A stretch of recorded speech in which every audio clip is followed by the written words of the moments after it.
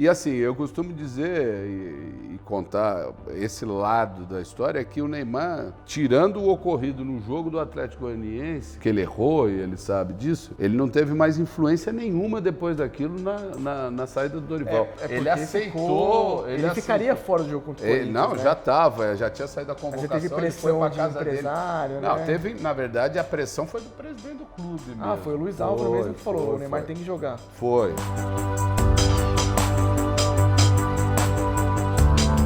Fala galera ligada aqui no nosso YouTube do Torcedores, mais uma edição do Encontro com Meu Ex, com um cara que foi campeão paulista só com luxa, começou a carreira com um cara que já ajudou nessa atual momento e hoje ele é treinador. Treinou Neymar, treinou vários times no Nordeste. Sabe quem eu tô falando? Fala Marcelo, tudo bem? Como é que tá? Prazer te receber Tudo aqui, bem, Marcelo Martelotti, treinador hoje.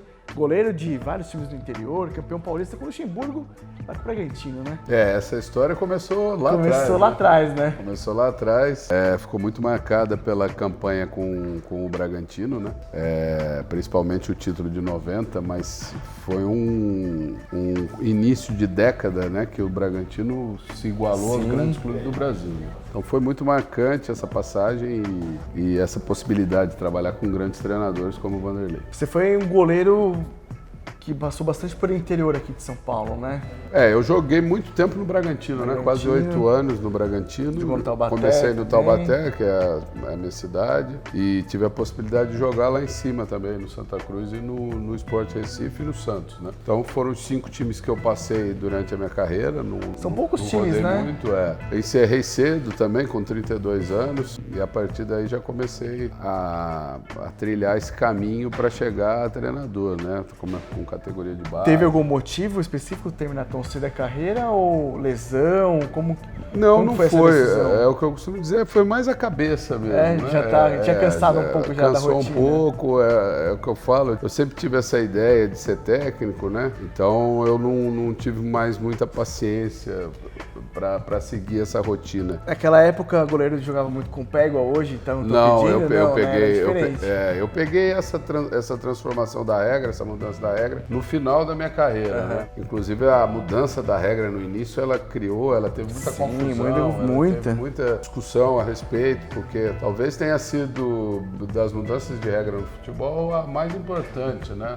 Que mudou muito a dinâmica do jogo. Né? A gente tinha, e eu falo porque durante quase toda a minha carreira a gente podia pegar com a mão, o recuo com a mão, né? A gente tinha o jogo muito nas nossas mãos, né? O goleiro ficava muito tempo do jogo com a bola.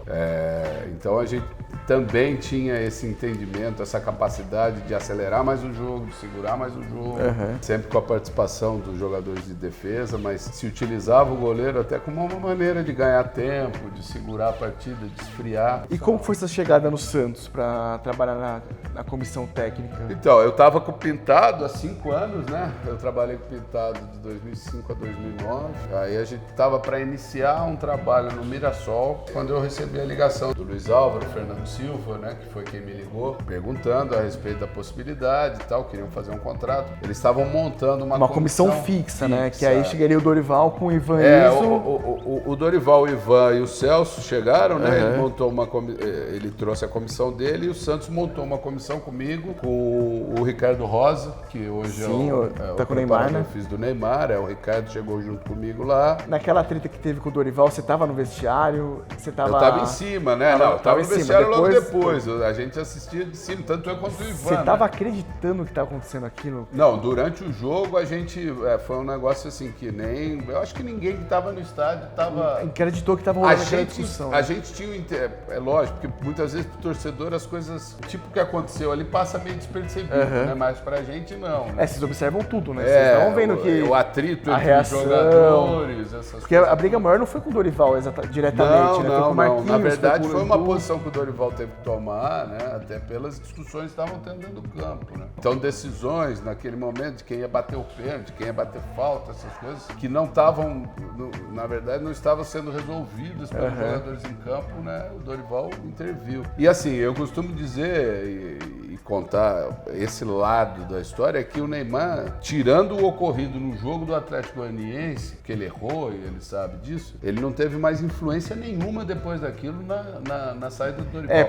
Ele aceitou... Ele ficaria fora do jogo contra o Corinthians, Não, né? já estava, já tinha saído da convocação. Mas ele teve pressão de empresário, dele. né? Não, teve, na verdade, a pressão foi do presidente do clube mesmo. Foi o Luiz Álvaro mesmo que falou, o Neymar tem que jogar. Foi. Aí com toda essa experiência, decidiu ser técnico principal, sair dessa função de assistente, de estar perto da comissão, para ser o técnico principal. Eu tinha colocado, até com a diretoria do Santos, é que a única coisa que eu sabia que eu ia ser diferente do Milton Cruz é que eu não ia passar 20 anos no Santos, né? Que não era o meu perfil, assim, eu queria dar um passo a mais, né? E eu esperava renovar mais um ano de contrato, ficar uns 3 anos lá no Santos e depois sair, porque eu achava que era uma experiência que estava me... valia a pena, né? Que valia a pena, estava me enriquecendo muito. Mas no final do meu contrato, né, dos 2 anos, no final de 2011, o Santos optou por não renovar e aí antecipou esse processo, né, de transição, que foi sair do Santos e buscar a carreira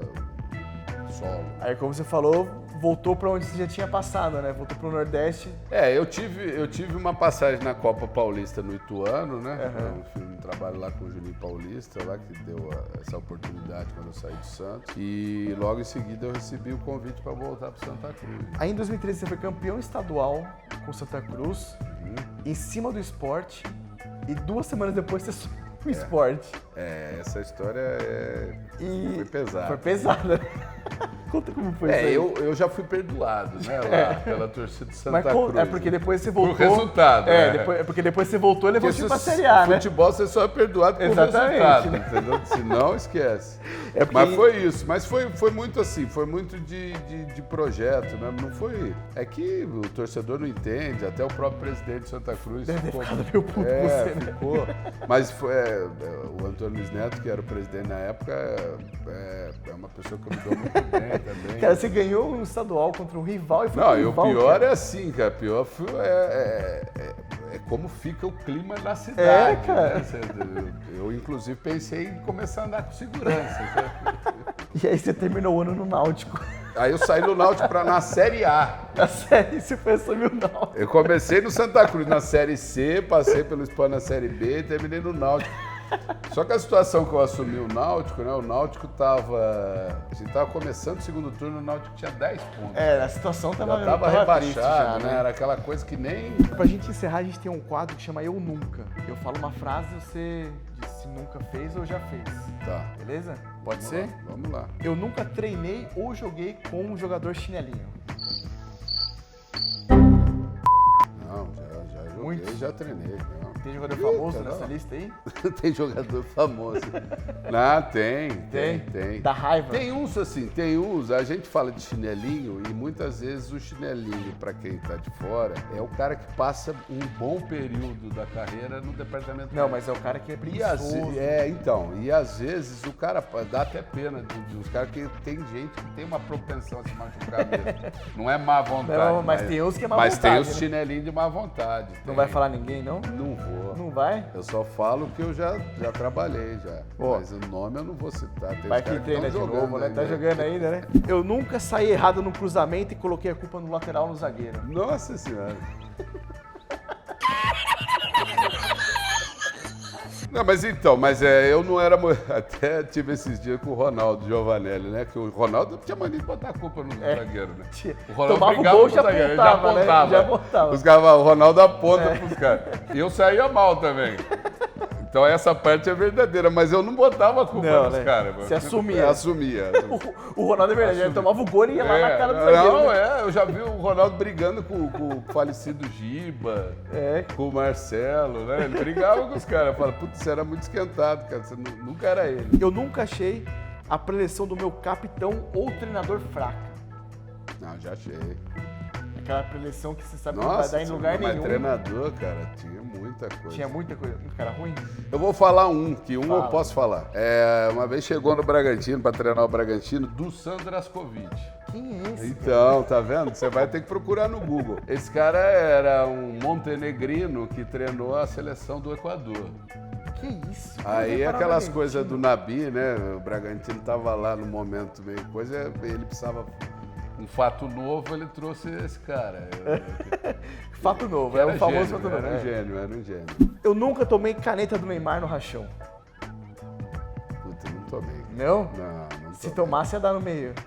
Não ia. Eu nem chegava perto. Vai machucar o cara Tá louco, né? Na véspera do jogo, cara. E ele era engraçado no rachão. O rachão é 2 toques, né? Mas esse negócio de 2 toques pra um cara que tem a qualidade que o Neymar tem, é como se ele estivesse jogando um jogo que tá liberado, né? Porque ele joga na sua perna, a bola volta pra ele e tal. Então, assim, é como a gente tem o maior cuidado para não dar 3 toques, né? E o cara domina a bola como se estivesse jogando uma pelada mesmo. Mas eu jogava mais no time dele, para não dar confusão, né? Para não tomar a caneta. Melhor, né? Para encerrar, eu nunca achei que aquele time do Santos de 2010 ia dar errado. Porque era muito moleque fazendo besteira o tempo todo. Eu não achei que ia dar errado, eu só não tinha a noção do quão certo ia dar, né? Entendeu? Eu não achei que ia dar errado, não. Tinha muita qualidade, né? Era muita qualidade, assim. E quando eu falo muita qualidade, veio logo o nome do Neymar, né? Mas o craque do time era o Ganso. Era. Em 2010, pelo menos, no primeiro semestre. Em 2010, o Ganso era, assim, o que me chamava mais atenção era o Ganso, porque o Ganso era um jogador que não existia mais no futebol, jogando de num nível altíssimo, assim, que o Ganso fez naquele primeiro semestre, tanto é que a convocação dele era mais se discutia mais a convocação dele do que a do Neymar. Ele era o titular da seleção. Se pedia a convocação dele. Ele jogava muita bola. Então, assim, o que a gente via nos treinamentos, depois que as competições começaram, né? Naquele time jogando naquele nível, né? O Wesley jogando muito, o André chegou. Você falou, era uma molecada. Né? O André subiu do Júnior com 19 anos, encaixou bem ali, apesar que eu falava pra ele, eu de centroavante nesse time também sou fazia gol pra caramba, né, pô? Os caras vão me deixar na cara do gol. Ainda chega o Robinho, cara, de helicóptero. Aí montou, em 2010 montou a dupla de zaga com o Edu Draceiro e o Durval, né? Que eram 2 zagueiros seríssimos, assim. Durval até exageradamente sério. De uma com uma experiência, uma regularidade, né? Então, assim, aquele time foi montado, como eu falei, dentro de um limite orçamentário, mas deu um encaixe, assim, que a gente logo viu que ia dar certo. Eu não duvidei que ia dar certo. Boa. Marcelo, obrigadão pela conversa. Um prazer te receber aqui no nosso canal. Acompanhe sempre a gente aqui no Torcedores com mais entrevistas como essa com o Marcelo Martelotti. Valeu, gente.